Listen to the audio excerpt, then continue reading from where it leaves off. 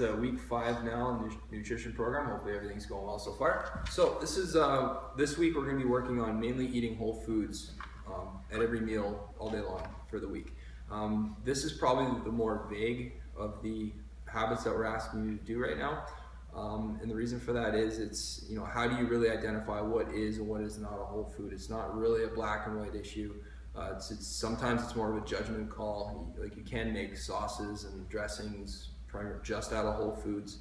And if you really think about it, every food is derived from something that was grown in nature. So where do you draw that line?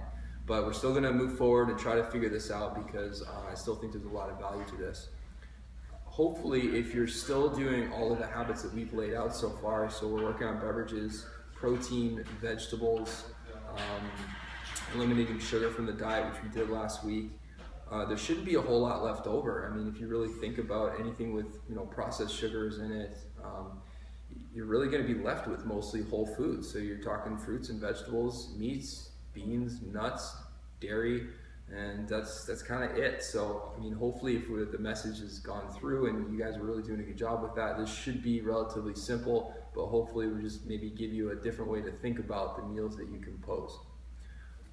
So if you get this done throughout the day and you feel like you actually got this, again, go ahead, give yourself a check mark for the day. So how are we defining whole foods?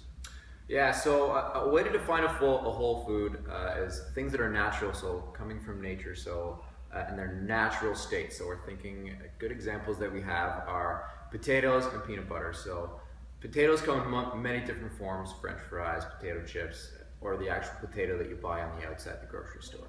So difference being that potato, that's in its natural state. As soon as we throw it in the fryer, or put it in the oven, or do whatever you can. You can still cook the potato in the oven and make a French fry in that way, but we want to keep it in as natural state as we can. So potato chips obviously aren't going to fit in that state.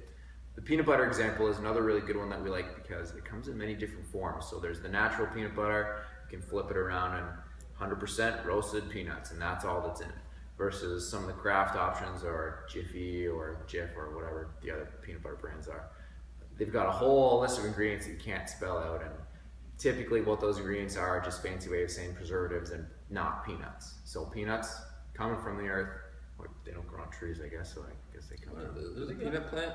It's got to be a plant. It's got to be. I don't think there's mommy and daddy peanuts out there giving birth to little peanuts. Yeah, it's probably. It's some kind of a plant. I don't know if it's a tree or a bush. We'll get on that. We'll let you know.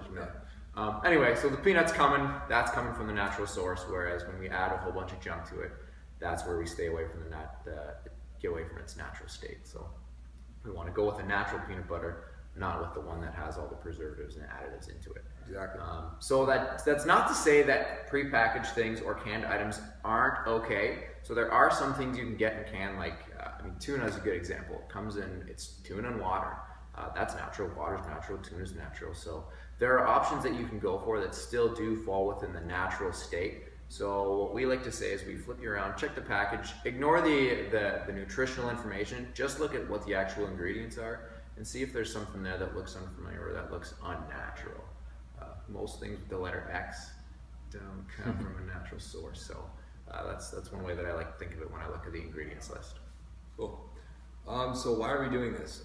Generally, foods that are kind of preserved in their natural state and generally have a little bit higher nutrient value, a little bit more nutritious, more likely to have more fiber and fill you up, and obviously aren't going to have the nasties, the preservatives, the salts, the artificial coloring, artificial flavoring.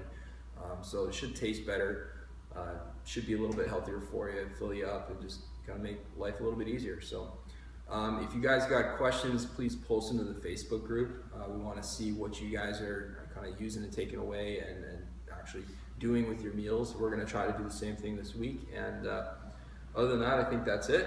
Good job. We'll see you again next week. See ya.